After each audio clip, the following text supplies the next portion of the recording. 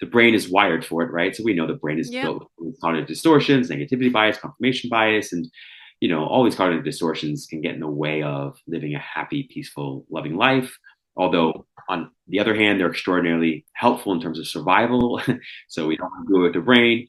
But I'd say the ultimate answer, the sort of fourth and most important uh, cause, was just overthinking. You Yeah. know, it Yeah. was over analysis and overthinking.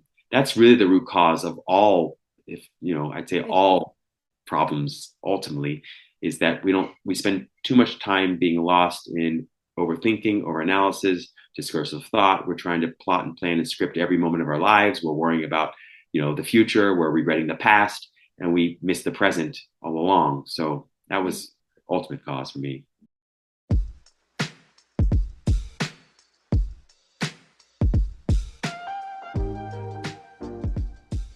Welcome to I Think I Can podcast. My name is LaLa Young. I am a woman who believes that we, like wine, get better with age.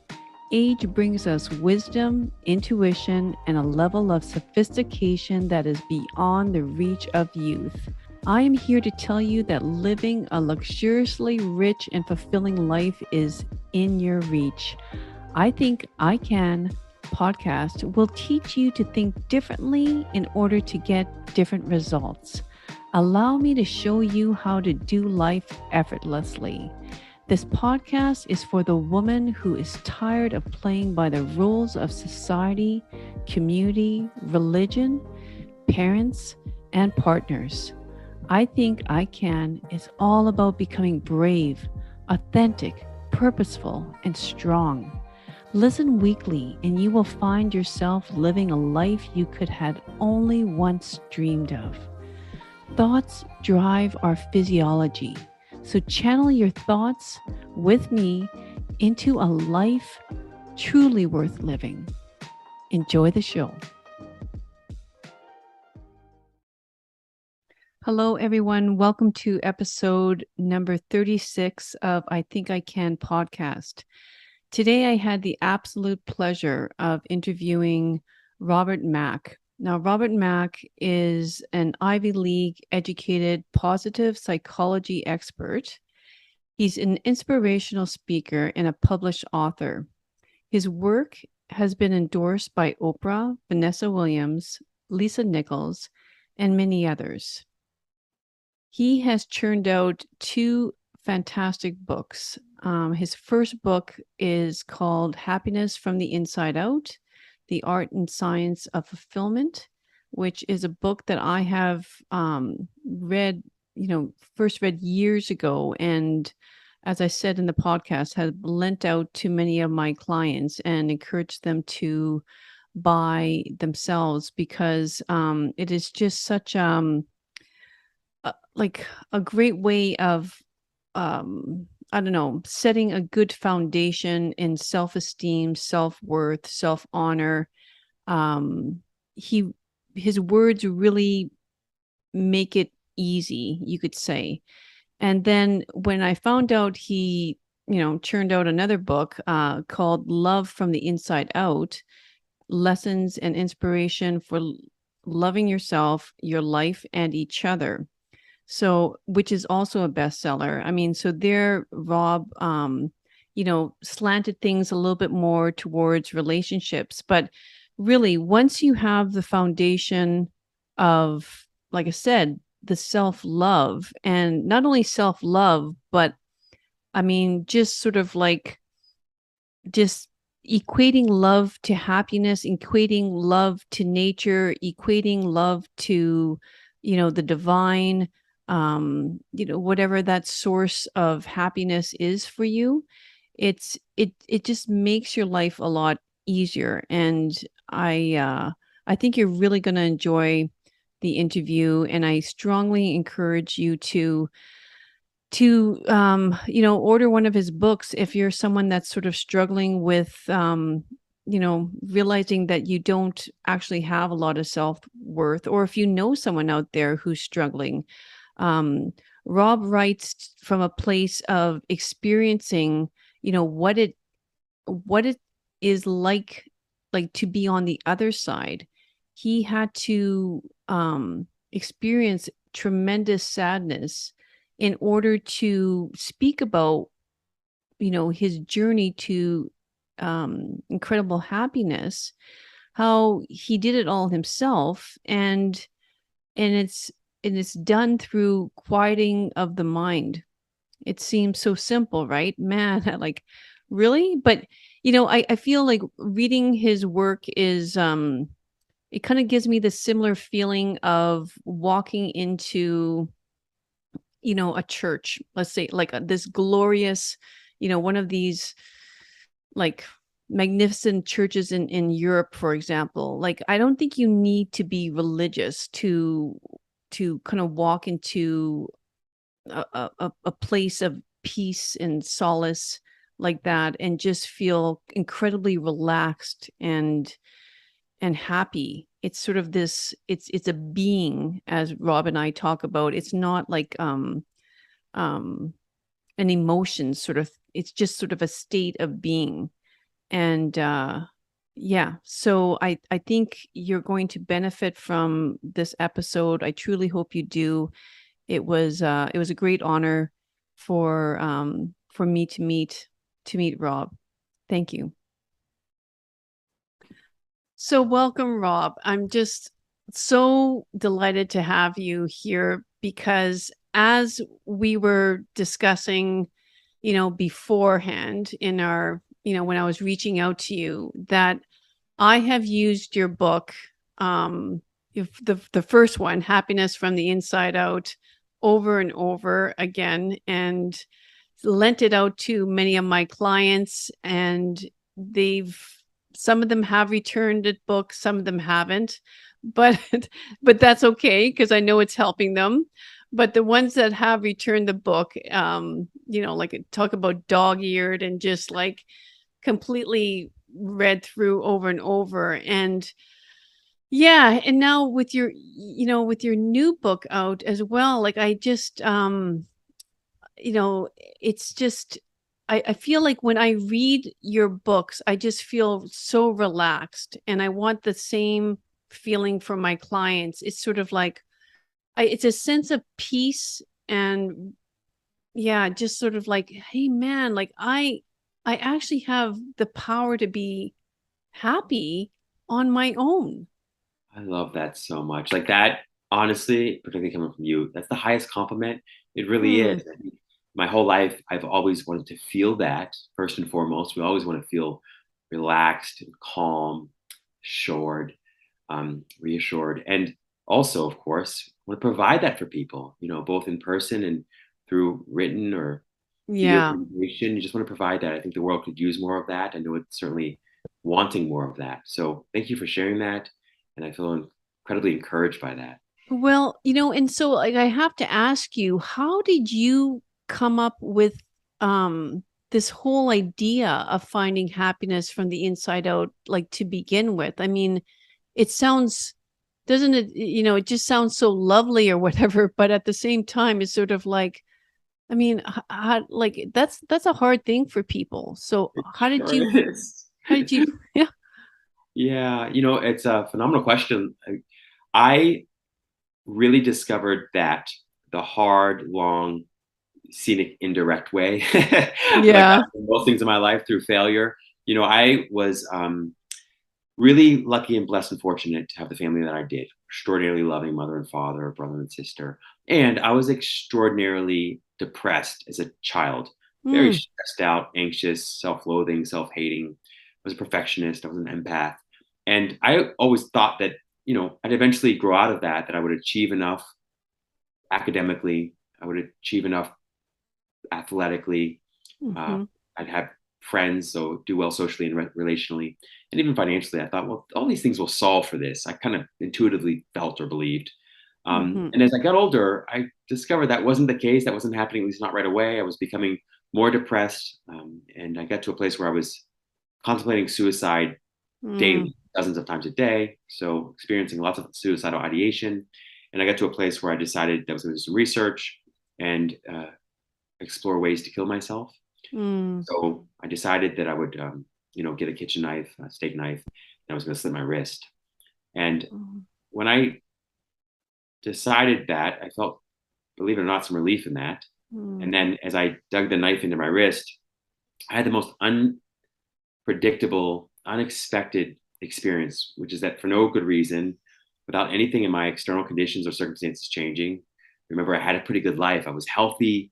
I had a beautiful girlfriend at the time. She was Mm. super smart. I had a great job, corporate job, would make good money. Despite none of that changing, I felt a level of peace and joy and limitless love that I hadn't experienced before in that way. So I was shocked by that. And so I thought, oh, I'm going to put off the suicide thing for like a couple minutes and I'm going to, that was all it was too. It was a couple minutes. Well, so, and I'm going to do maybe a different kind of research a little. I'm going to look and sort of explore what happened to me just now. What's depression? What's happiness? And that's been decades and decades ago now. And my life is so different. But it didn't change overnight. But that was the first glimpse. Yeah. Well, like, how would you describe that then? Sort of like divine. Mm, Yeah, yeah. Yeah. I'd call it a divine intervention. Yeah. That being said, I'd say that we we essentially are non-physical energy, if we can call ourselves that. We're consciousness, we're awareness, and another word for all of that is just spirit or divinity. So I'd say that the divine is intervening all the time, and sometimes our eyes are open to it, and our ears are open to it, and our Yeah. heart is open to it. And sometimes it's not. So at that moment, my Right. eyes and ears and heart was open to it, mostly because my noisy, discursive thinking was out of the way. Mm-hmm. That was the Mm-hmm. difference. That was the game changer. It took me many, many years to discover that. That what really happened was that my mind was quiet for a few moments.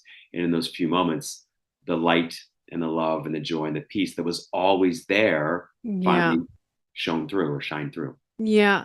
Now, as someone who works a lot, like, I mean, I'm a therapist. So, I mean, sometimes we try to go to, at least I do, it's sort of the root cause and maybe just sort of like, okay, so now, and for a lot of people, that's liberating too. It's like, oh, like, but then sometimes there isn't always a root cause, but if you were to kind of ask yourself, where did this even like like these degrading thoughts, these, the self-loathing, this idea that I have to be perfect, where did that come from? Do you know? There's a couple. I love what you're saying and sharing here. Great insights around. There not necessarily being a root cause to everything. That's wisdom there, Right. and right. And I'd say that. So for me, the answer is maybe threefold. Um, First, I'd say I picked it up from the folks around me, in my life, friends and family members, and so there's that just Yeah. listening, paying attention. And then I'd say that collective unconscious, I'd say, is probably the better answer. Mm. They're just these thoughts and ideas exist in the collective unconscious, and we can pick them up in all kinds of ways. Yeah. I'd say that too, the brain, maybe it's fourfold. The brain is wired for it, right? So we know the brain is Yeah. built with cognitive distortions, negativity bias, confirmation bias, and all these cognitive distortions can get in the way of living a happy, peaceful, loving life. Right. Although on the other hand, they're extraordinarily helpful in terms of survival. So we don't Yes. want to do it with the brain. But I'd say the ultimate answer, the sort of fourth and most important uh, cause, was just overthinking. You Yeah. know, it Yeah. was over analysis and overthinking. That's really the root cause of all, if I'd say It all problems ultimately, is that we spend too much time being lost in overthinking, overanalysis, discursive thought. We're trying to plot and plan and script every moment of our lives. We're worrying about, the future. We're regretting the past, and we miss the present all along. So that you was ultimate cause for me. you're so right. You're so right. I mean, yeah, being in our heads way too much. It's something that's said over and over, but I don't think, I mean, once we are able to, like, to me, the power of awareness, I mean, that's what I'm really trying to like drill into the people I see as well. Is sort of like, if you start paying attention to how much time are you, like, yeah, what your thoughts are at any given time in your head, and start like documenting it more, then I think therefore you're getting like the awareness, like you say, right? Absolutely. Most thoughts are negative and redundant. It's the Yep. same old song playing over and over again. You're beating the same drum over and over again. And then we wonder, why do I feel the way I've always felt? Why don't I feel Yeah. any better? It's like, well, if you play the same record, you're going to have the same experience. Exactly. Which kind of I thought it was interesting in your book, like your definition of like meditation and how that helps like one to love themselves. Do you want to explain that a Yeah, little for bit? sure. So I don't know about you, but the first time I tried a meditation class, I thought I was going to have a panic attack. Yeah. Yeah, it I was remember was weird. it, Yeah. yeah, it's so strange and it feels so hard and so torturous. So I discovered 30 minutes was probably too long for me. And then after playing with it, 5 minutes felt too long, but I could do one breath. One breath I could do. Mm-hmm. And so what I love in terms of a meditation practice is what I call micro meditations. It's just one breath that Mm. you take for joy's sake alone. And that one breath you take like it's the last breath you'll ever get on the planet, Hmm. in physical bodies. And you take it by inhaling through the nose, you exhale through the mouth. You let all your thoughts go. Forget the past, forget the future, forget your dreams and desires, forget everybody and everything in your life, including yourself. And just for one moment in your life, try to enjoy that moment, that breath, as deeply as humanly possible. You want to juice it and milk it for as much joy as you can possibly get. Mm. Right? So that for me is that moment, we'll call it a meditation, really is just a rinse, wash, and repeat kind of experience. If you can do it once, and we can all do it once, you Yeah. can do it again later, and then again later. And so if you practice that as consistently as you can throughout your life, you quickly discover that in about 22 to 66 days, you rewire your brain to do it much more effortlessly and easily and even enjoyably. The key there, of Mm-hmm. course, is to do it for joy's sake alone. So many of us try to do it to get good at it. That's the one way to not get good at it. Right. If you do it to get good at it, you won't get good at it. If you do it for joy's sake or to enjoy it, you'll get good at it really fast. Mm-hmm. That's the critical piece there. And there's lots of things to say here about meditation, Yeah. but I'd say that's the most practical, tactical way of explaining it for most people. Yeah, yeah, no, it makes sense. Consistency and just yeah, yeah. Like I think what you're saying, it's not a chore. It's not. It's just it's sort of like I don't know. It's like you know walking. Like it's sort of like just it's practice. Like if you want to walk differently, it takes if you want to change your gait, it takes consistency and well learning a language, anything. I mean, it's just sort of it's consistency and over and it's a practice. You So nailed yeah, it. the You want fact to that you prioritize. sorry. Sorry. Yeah, I just agree with you so much. I wanted to reflect back the wisdom that you shared there because you're right. It is about prioritizing consistency over intensity. Some of us Yeah. try to make too much progress too quickly, and then we wear ourselves out, and we can't keep that up. Right. That's why Mm-hmm. consistency, even if it's tiny, little, small, little bite-sized doses or pieces, much better than trying to eat the whole plate at once, and then doing it for joy's sake, trying to enjoy it. If you can just try to Yeah. enjoy it, you'd be surprised at how much more consistent you are, not only with that, but with everything. Yeah, exactly. Okay.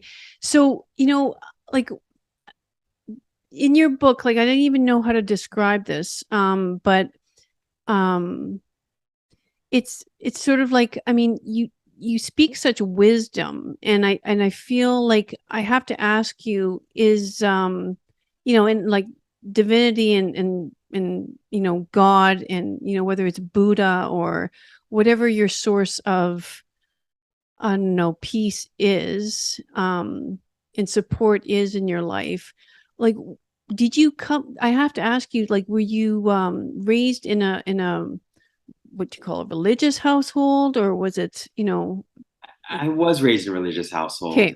and fascinating and very insightful of you to ask this question because, yeah, I was raised in a Christian household. And I really struggled with Christianity, Okay. really, really struggled. I mean, so many things there just didn't resonate with me. And I would feel, instead of feeling more joy and peace and love, I'd often feel judged. And, Mm. I remember reading somewhere, I think it was a rapper actually has a sort of a line somewhere that says, it was in church where I learned to judge, which is so sad. It's so sad, but I think Mhm. a lot of us have had that experience. I tried to understand religion and the meaning of life really was what it was about, and the Mhm. purpose of life by going to the Bible and starting with the Old Testament and reading from page one, Genesis. And I was blown away and shocked in the unhappiest of ways.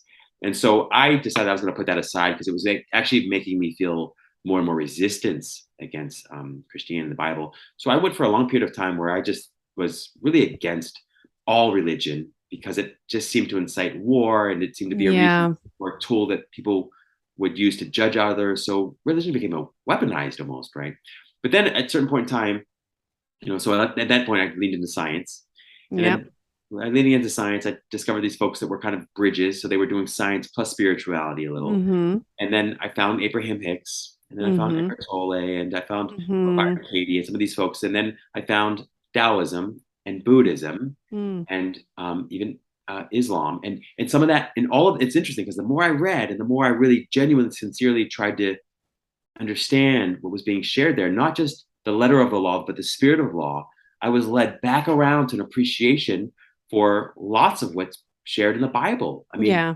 right? So it's Yeah. interesting. I came kind of full circle. So I have a deep appreciation and love for all enlightened masters, Mm-hmm. Jesus.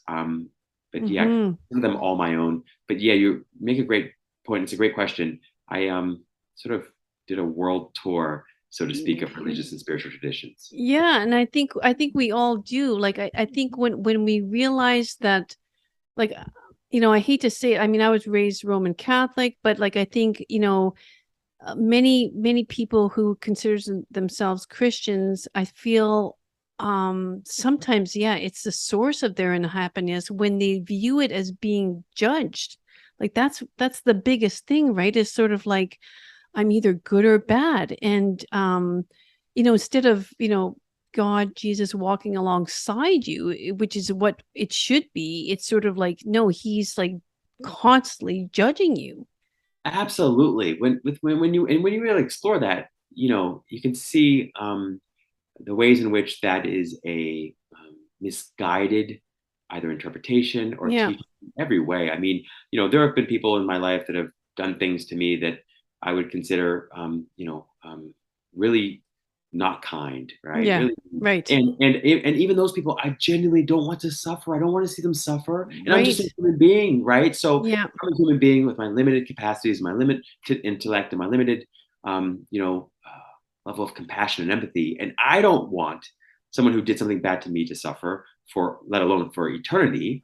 I Yeah. have to believe and feel and know that whatever it is that created this universe, Hmm. maintains it, sustains it, that Hmm. hangs the earth on nothing, that revolves it around the sun Yeah. and puts it on its axis and the whole nine, and Yeah. that breathes life into my body, your body, I have to Hmm. believe that it's an all loving source. And so that's my starting point for any religious or spiritual sort of tradition is that whatever it is that I believe in, it's got to be all loving at the very least.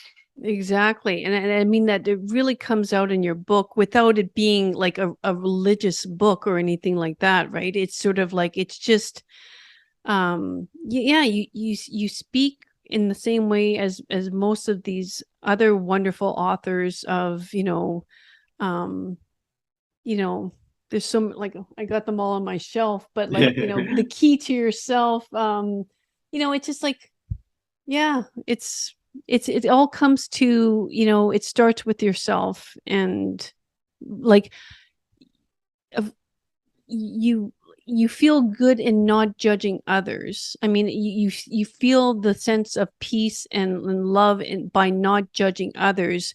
How can, you know the source or the universe or whatever be judgmental towards us? Like That's it doesn't make any sense. makes no sense. You're absolutely right about that. And I've read so much, and thank goodness, and for folks like Neville Goddard and Arthur Yes, Holmes, exactly. right? Because Yeah. those folks say, hey, remember that everything you read in any spiritual religious book is being filtered through the mind and the level of consciousness of whoever wrote it that period of time. So if they Hmm. experienced a judgmental God and they thought of God as judgmental, well, they put it down there and they did the best they could or whatnot. And so you're going to get experience that sounds like God is judgmental, but that doesn't mean that actually God or source or universe or intelligence is judgmental, right? No. I also used to struggle with the word God itself. I mean, if you Right. want I to, know. right? I know. So for me, I had to, at least in the beginning, just replace that with the word universe, with life. You know, Yes. Yeah. Do you believe in God? Not so sure. Do I believe in life? Definitely believe in life. Well, Right. what is life? Life is whatever that intelligence or non-physical energy is that makes all these marvelous and magical and miraculous things happen every day, like growing the grass and causing. Exactly. So Nature. Yeah. yes, nature, exactly. So we're all one with that Yeah. infinite intelligence and life source. And Yeah. sometimes I call it happiness, sometimes I call it love or peace, sometimes I Right. call it God. Yeah. Okay. Well, I feel like I probably should like shift this more into relationships, obviously, because from the inside out yeah, your new book, and it's sort of it's wonderful, it's 100% necessary, and it's the way I try to approach any relationships I'm working with as well. But you say that people have it all wrong when they are searching for love. So, because yeah, I mean, like, everybody's searching for the soulmate, right? So maybe explain that to the audience a little bit, what you mean by Yeah, that. we and by we I certainly include myself. I was a poster boy for this, like pretty much everything. We look for love in all the wrong places, Mhm. and by wrong places I mean worldly places, and by worldly places I mean places that are outside of the here and now and outside of ourselves. Okay, so the Mhm. source of love, we are each and every one of us one with. Right? We are one with the source of infinite and eternal love. When you experience or tap in or tune in or turn on to that source of love that exists within inside each and every one of us, Yeah. you tap into something that you um, can't ever exhaust. Okay, so once you tap into it, and as long as you continue tapping into it and remain tapped into it, you are able to share that love easily and effortlessly and enjoyably. Sometimes we call that self-love. Okay, Yeah. self-love Yeah. is just discovering the infinite source of love within you Mhm. and directing or channeling that love and affection and attention to yourself long enough that it becomes a habit, and long enough that you become contagious or infectious with that love. And so that when Mhm. you got into the world, it's like you're lit up, you're on fire. You can't help to light up and catch on fire everybody and everything else in the world. And you do so without an expectation of reciprocity or reward. It's no quid pro. It's not a business affair. It's not a negotiation. It's not a Yeah. transaction. It's not two security seeking individuals and ironclad contract. It's none of that. Now, some of that may unfold later, but the Yeah. idea is that if you can become like a rain cloud and fill yourself up, or notice that you're already full of peace, love, and joy, then you find yourself indiscriminately, unconditionally showering that peace, love, and joy on the entire earth and all sentient beings on the earth. And you do Mhm. so without any strings attached, Mhm. right? And so it's a Mhm. whole different sort of paradigm shift from what Yeah. we mostly are taught in the way in which we mostly operate, which is really not about love at all, but it's seeking to get something from someone else instead of sharing what and who we essentially are. Yeah. Yeah, exactly. I know, I think you mentioned that in the book somewhere too, that it's not so much, it shouldn't be thought of as, love is all about, and we get that message, it's the give and take. Well, no, it's the give and receive. Beautiful. Exactly. Exactly. Yeah. And when you're really clear about that, it's like being wealthy. If Yeah. you're a multi-billionaire or trillionaire, just imagine having unlimited money. Yeah. You know, when you got into the world and you see people, you just share what you have. You just share what you have. You don't expect them to even offer a thank you. It's not necessary. You're doing it because it feels Mhm. so good to you. And when you know there's more from where that came from, you can give without giving one hoot, whether or not Yeah. you get it back or whether or not you get it right. So that's kind of the way we want to live our lives. And that doesn't mean being a doormat. It doesn't mean staying in a relationship where Right. you're not loved or valued or appreciated. It doesn't mean that at all. It just Right. means that you are going to make a decision or choose to be love, right? To Right. be love, not look Right. for it in the world from a place of deficiency or lack or Right. scarcity. Right. And sort of that kind of brings up to mind because like a lot of the couples I work with too will come in and say, he's not going by my love language. We both read the book, and he's not, or she's not, or whatever. And I mean, I think there's a lot of value in I can't think of the author's name right now who wrote, the five love languages or whatever. And I think a lot of people have used that and has helped them. But at the same time, it's kind of pointing them in the wrong direction a little bit. You know? Yes, I agree with you. Gary Chapman is the author's name. Yes, Recall, yes. great book. Love that book. Yeah. And you're right. It has incredible value, love language. And I think sometimes we can try to get too much leverage Mm-hmm. out of tools. I love tools Yeah. and I love ways of explaining things. And, you know, ultimately, we again look for things like love and peace and happiness where they don't exist. And then we hope that we can hack our way into the other person's brain or heart by doing X, Y, and Z. And it doesn't usually work that way long term. Again, love the love languages. By all Yeah. means, use those if Yeah. you feel inspired. Mm-hmm. But to your point, you know, it's too easy to blame other people for how we feel when how we feel is ultimately and only our responsibility, our job, and our pleasure and privilege. And how other people feel is their job and their pleasure and privilege and their honor. So it's important to keep that in mind. And that Yeah. doesn't, you can have constructive conversations with your partner, with friends, and say, hey, I love when you do this thing. Thank you so much for doing this thing. If you feel inspired to do more of that thing, I'm open to receiving, right? So Right. you can have that conversation still, but you want to be crystal clear that other people are the channel, not the source, not the Right. source. Yes. I like that. And somewhere in the book too, I can't remember what chapter, but you talk about well, just like it's yeah, they're not the source of your happiness. They just allow you to grow. Right? They sort of like they support you in, I mean, because you're a human being and you have flaws, they support you in those flaws. Your communication is talking about each other's flaws, not hiding the flaws, talking about them and saying, can you stand by me through my flaws and support me through my flaws, knowing my goal is to continually evolve and grow and become a better person. Can you do that for me? Would I be love that. a Oh, love wonderful way of going through. Yeah. I love the way you put that. Yeah, absolutely. I think so I'm working on a sort of book of meditations or sutras called Mm, Rising in Love, right? And so Rising in Love is different from falling in love. When you fall in love, you become increasingly unconscious. And so mm-hmm. you end up operating more and more from the subconscious or unconscious. You operate from conditioning and trauma in the past, and you become less and less happy. You become unhappier over Yeah. time. And so does the other person.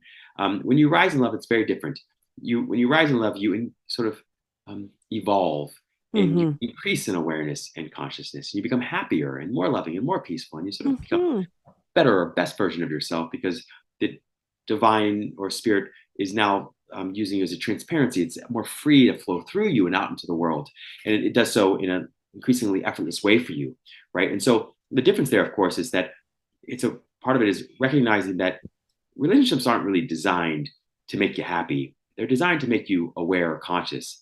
But the more aware and conscious you become, the happier you become. Right? Exactly. So, and when two people are up to that game, when they're not pointing fingers and blaming each other for why they feel unhappy or even why they feel happy, then you have this conscious relationship where two people continue to rise in love. They rise in consciousness and awareness, and they become more peaceful and happier and more loving. And they feed each other like mirrors. They feed each other with this increasing awareness or consciousness. It's sort of like almost an inspirational kind of encouraging experience where they each sort of make each other better and better. So, and it's not a Yeah. deficit based kind of experience. It's just like I see the best in you. I'm going to continue to focus on the best in you. I continue to focus on the best of me and just continue to raise my consciousness. So yeah, it's really important to remember that relationships aren't designed or wired to make you happy. They're designed to make you aware. But the more aware you become, the happier you become, even if you don't end up staying with that person. Yeah, exactly. Like you can't go wrong in doing this work either. Like that's the wonderful part about approaching, relationships like this is sort of like you're going to come out like so much better in the end, whether it's with this person or not. So why not approach your relationship on finding the love within, then yes, you That's are right. It's a win-win proposition. You ex- just nailed it, right? Like, so if you find, and sometimes I use love and happiness as synonyms, right? They're yes. synonymous, really. Your happiness shared is love, right? Mm-hmm. Um, so when you're Mm-hmm. by yourself, when you're Mm-hmm. alone and you're happy, we call it happiness. When Mm-hmm. you're out there mixing it up with other people and you're happy, we call it love, right? Mm-hmm. But it's really the same energy perceived from two different perspectives. It's the same phenomenon seen in two different ways. It's one coin that's double sided. One side is happiness, the other side is love, but it's really just the same coin. All right. So they're Yeah. synonyms, right? Yeah. And yeah, so the key there, like to your point, is when you find that happiness or love inside, you're happy and you're in love, even without a partner. But then you also tend to attract a partner much more quickly and easily, Ex- right? exactly. I mean, I think you're speaking of, another statement I saw like in your book, like love is not an emotion. And I'm thinking a lot of people would be going, hmm, what's that? And Yes, you it's exactly what you're describing. It's just a being.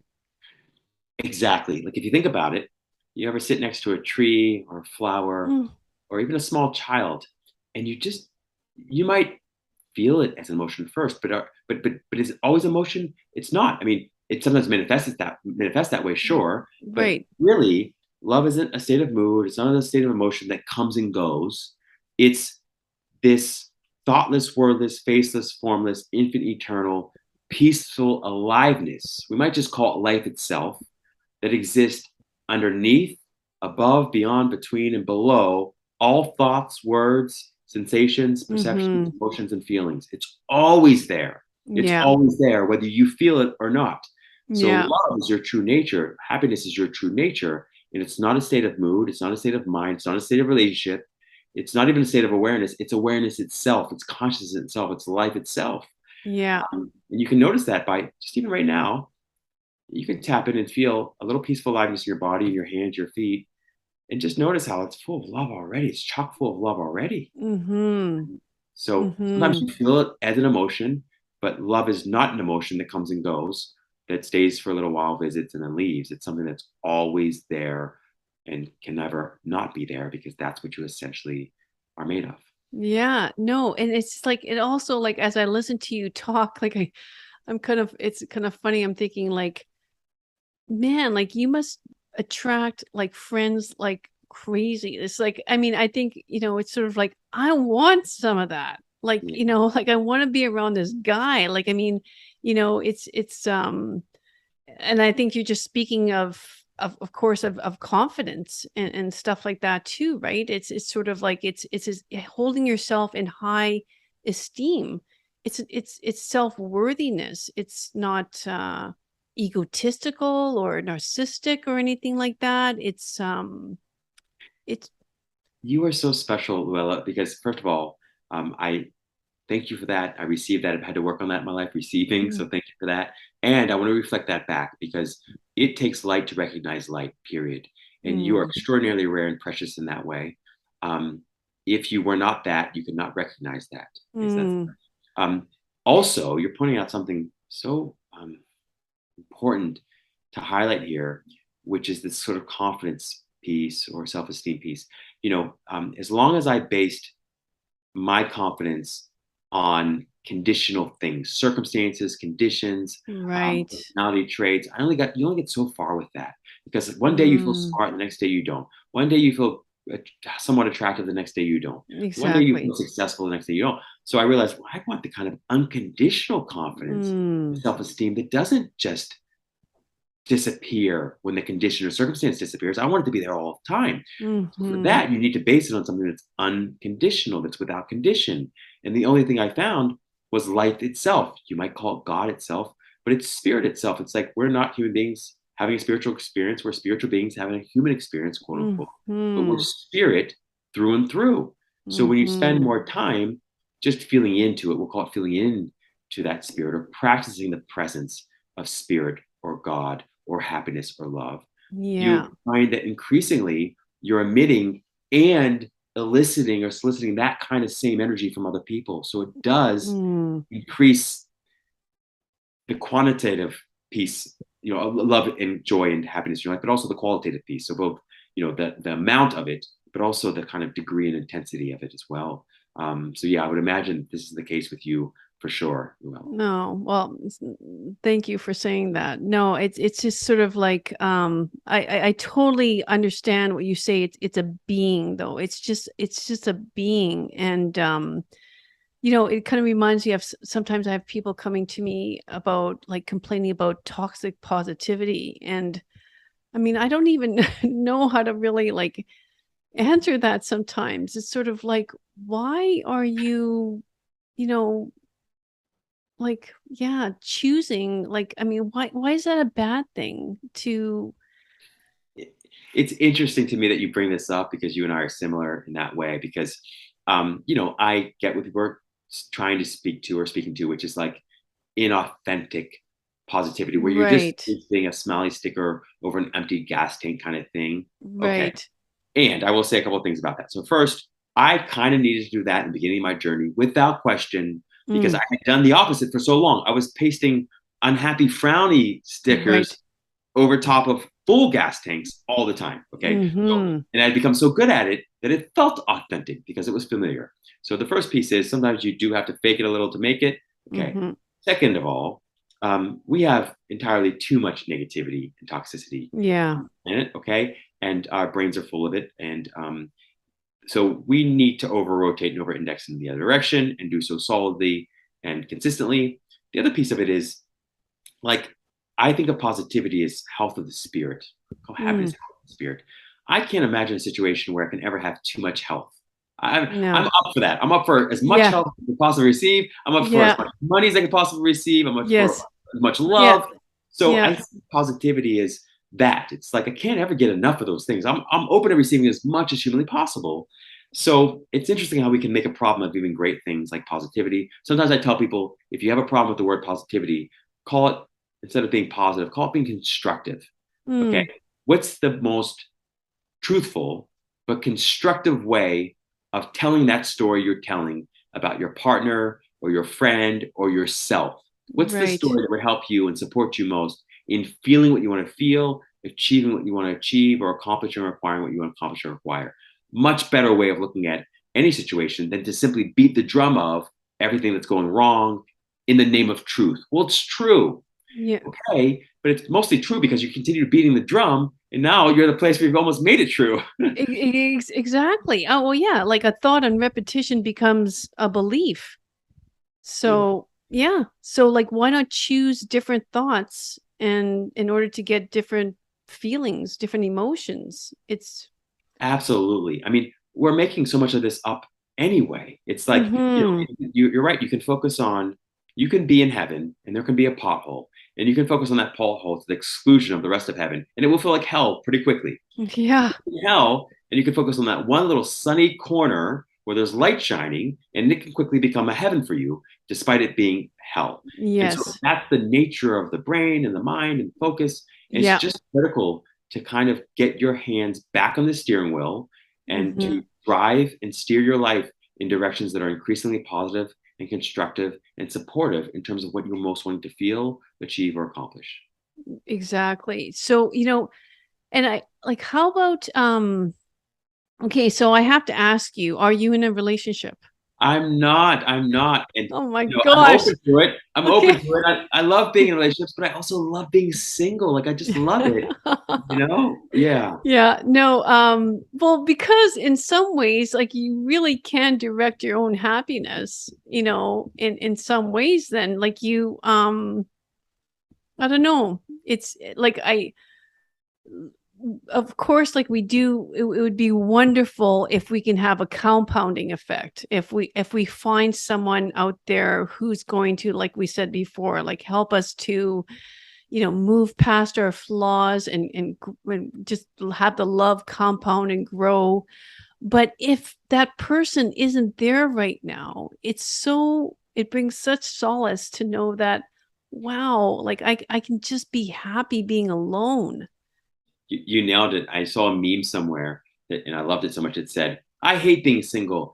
It means I can do whatever I want, whenever I want, no matter what." Kind of. I was like, "Yeah, Exactly. it's great. Yeah. It's great." Yeah. The other Yeah. point you make, which is just worth, sort of shining a little light on that you made there, which I love, is, you know, one of the greatest challenges in life is to spend too much time with unhappy people. And I'm all about Mm, unhappy people. I was one forever. And the challenge in a relationship is that when you get in a relationship, generally the least happy person drags the happy person down in terms of the happiness. It doesn't work yes. the other way. So you think, oh, I'm really solid and stable in my happiness. I'll be able to pull this unhappy person up to my level of Yeah. happiness more close. But that generally is not what happens. So I No. remind people of that. It's sort of like having a glass of water. If you put one drop of poison in there, the whole water Mm, is poisonous. And it doesn't mm, work the other way. You can have a sort of a jar of poison, and if you put a couple of drops of water, it's still poison, right? So you kind of mm-hmm. want to kind of keep that in mind. I heard Warren Mm-hmm. Buffett say something once, and they asked him, "What's the most important decision you can make for your business or professional life?" And he said, "It's the partner you choose. It's the partner you choose. Make sure that you're choosing wisely." And I would say, Wow. make sure you're choosing someone who isn't happy, at least strongly aspires to be happy. Right. Yeah. So what I mean, this is always the tough thing, right? I mean, if it was an easy answer, then I think, yeah, there wouldn't be so many couples in distress right now. But what if someone's listening right now and it's just like, I love this Rob Mack. Like I'm getting his book. I am so forward, like I'm so pro whatever he's saying, but they're in a relationship that, their partner is not yeah, like living life to the same sort of idealization of what love can be or what happiness can be. And like you say, it's sort of constantly bringing them down. What would you suggest, like in terms of sort of a protocol they could start following, or yeah, what's your thoughts on that? Because you must, like, we'll get into that. I know we have maybe about 10 minutes left, and I want to make sure we have enough time for you to talk about what you do, and if people want to work with you, etc. But how would you Yeah. approach that? Yeah, it's a great question. So first, I'd say you want to take responsibility for your own happiness, Yep. and you want to give back responsibility for the other person's happiness to that person. Okay, so that's Mm, critical, and that okay. doesn't mean you don't support them. In fact, you can support them in a better, more effective way if you do that. Right. So that's the first thing is Mm-hmm. really get clear about that. Their unhappiness or happiness is theirs. Yep. Your happiness or unhappiness is yours. Yeah. The more solid and stable and secure you can be in your happiness, the more of a positive influence you'll be on them. Okay. Mm-hmm. Number one. Okay. Um, okay. Number two is if and when you can, definitely seek out help because I'm going to try and share some of the best of what I know, but you want someone who can help to hold you accountable for that. It can also help you work through some challenges. So if it's a therapist, if it's a coach, if it's a book, whatever it Yeah. is, right? Yeah. Um, Third, I would say you want to prioritize happiness above everything else. And you want to prioritize it even above the relationship. And maybe another way to say that is you want to prioritize love above relationships. What often happens with most of us is we prioritize the relationship above love. So we stay in a Mm, relationship, but we're not loving and we don't feel self-loving. right. Okay. And that's not the Yeah. point. That's missing the boat. So instead, prioritize love and then realize and recognize that first of all, you got to take care of your own self-love and happiness in order to be a positive influence on the other. Mhm. Second, seek out the help of others. Third, you might be able to better love this person from a distance, if not permanently, at least in moments. Mm. So I know I often just assume that if I love this person, it means I have to stay in the relationship with them. It doesn't. Love is Mm. formless, right? And sometimes you can better love someone and better support someone when you have a little bit of distance from them, when you're not seeing them every single day, you're not up inside the nitty gritty details of everything Mhm. they're going through, you're not hearing every single little complaint or frustration they have. You can actually be a lot more present and loving and supportive when you are there with them or when you do connect with them. So, again, love is formless, but it can take any form. And so sometimes it takes the form of friendship. Sometimes Mm. it's the form of friendliness. Sometimes it takes the form of being a bit of a stranger, but from a distance, you send them love and you make sure that you're taking care of yourself. So I want to remind people of that because I've often find myself sort of waiting out relationships because I wanted to be supportive and loving.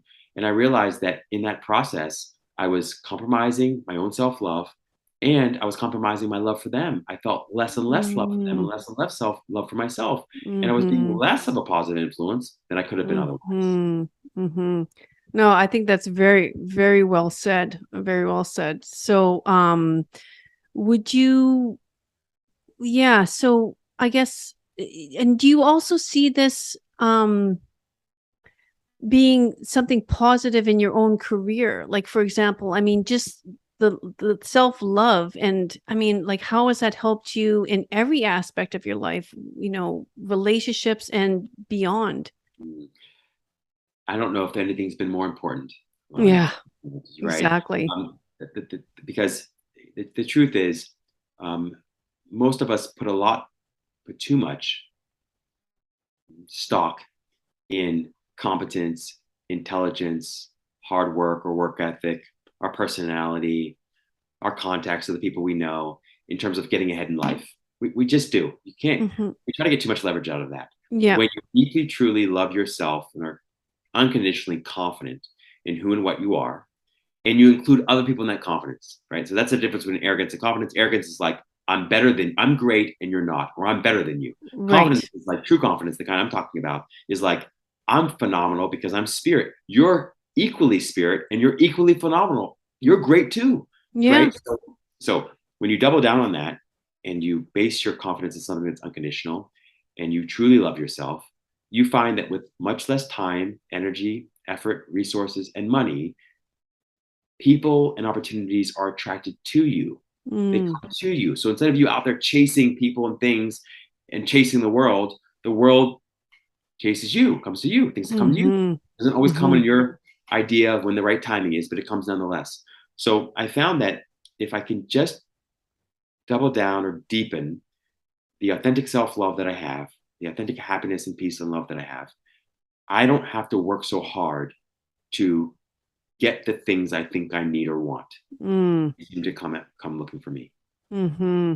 Great, great explanation of there too. And I think you're talking a lot about like the problem that people are, the jealousy and comparing, yourself of, and like social media is not the greatest for that, right? There's a lot of great things about social media, but uh, like, would you say you were kind of going down that route when you were contemplating, taking your life at one point? For sure. I thought I was the worst at everything. I thought everyone was better than me at everything, at talking, walking, at the way Gee. I looked, the way everything. I mean, I literally thought I was the worst at everything, despite trying really hard and practicing.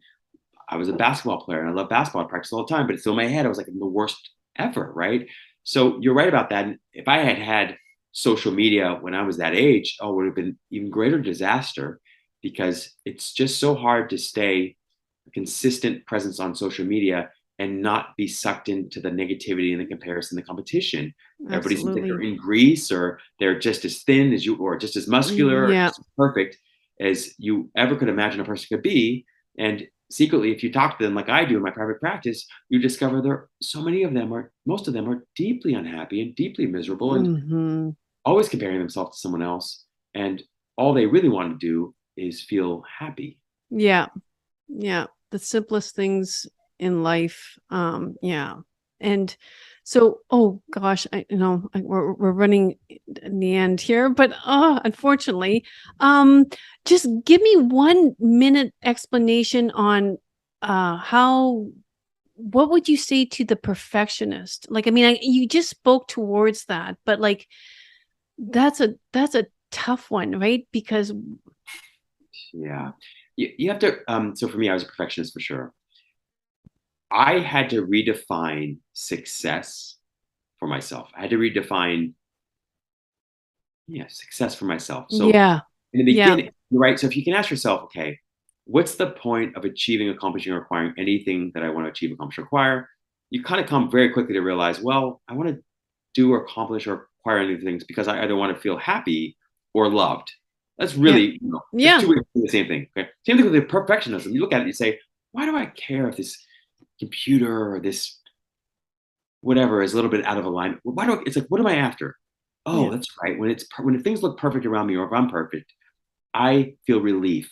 I'll call Yeah. that peace or happiness or love. I feel loved even. I feel worthy. When you Mm-hmm. realize that that's your end game, you can take a shortcut. You can take a beeline Yeah. directly to that end game instead of Yeah. routing it through perfectionism or routing it through fame Yeah. or routing it through Yeah. financial success. And then what's fascinating is that when you do Yeah. that, when you go directly to the source for it and you don't route it through anything, and you don't Mm-hmm. outsource it to anybody or anything, you Yeah. suddenly not only feel loved and happy and peaceful, you also find that all those things you are trying to achieve, accomplish, or acquire come to you. They show up on their own without Yeah. the time, energy, and effort that you're so accustomed to spending on them. Yeah. So it's sort of a miracle of miracles where by or through not outsourcing your happiness, your peace, your love to Mm-hmm. anything, including perfectionism, but going straight to it, straight to the source for it, you find that not only do you get the benefits and the reward of what that perfectionism seemed to offer you, but Right. you also find that things are becoming increasingly more perfect in your life anyway.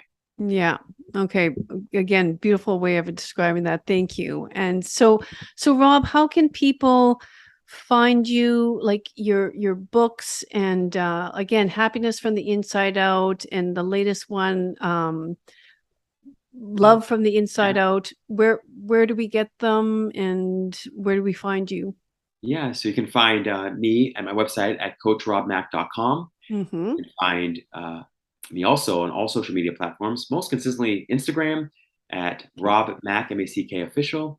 And you can find Happiness from the Inside Out and Love from the Inside Out everywhere great books are sold, including Amazon, Barnes& and Noble, Yeah. Target, Walmart, Banyan Books, Mango Books, pretty much all the places. All the places. Yeah. Yeah. Okay, great.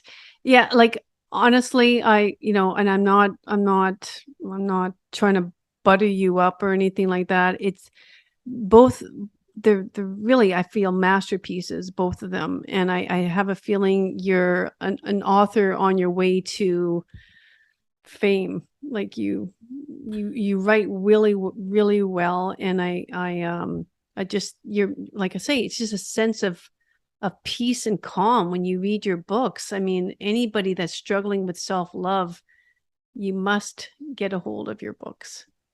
I cannot tell you how much I appreciate it. I mean, I get shivers now. I feel so genuinely Mm, touched by what you just shared. I mean that well. Like you spoke mhm, to my heart in a way that only you could. And I want to thank mhm, you not only for what you said and for what you do and for inviting me into the conversation, but for who you are. Like who you mhm, are. Like what the person I see, the light I see shining today is so rare and it's so precious and mhm. it's uniquely you. And I'm so deeply grateful to just bathe in that light. So thank you so much, genuinely, for connecting with me, for being so kind to me, and for allowing me to have this time with you. Absolutely. I was just so thrilled when you replied back, and I was just like, oh my gosh, this is great. It Okay. felt right away when got the message from you, like, oh my gosh, yes. How Yeah, could you yeah, say no? Yes. yeah. No, wonderful. So thanks again, and I look forward to your future works because I know there is going to be more. My pleasure. And likewise, I'm looking forward to seeing you continue to shine that bright light of yours, LaLa. Thank you. You bet. Okay, have a great You week, too. Rob, and for the rest of you, we'll see you next week. Bye. Bye bye. Thanks once again for joining me on another great episode of I Think I Can podcast. If you liked it, please subscribe below so you don't miss out on any future episodes. And until next week, treat each day like it was your last, because each new day is a privilege that we shan't take for granted. Cheers and have a great week. Bye-bye.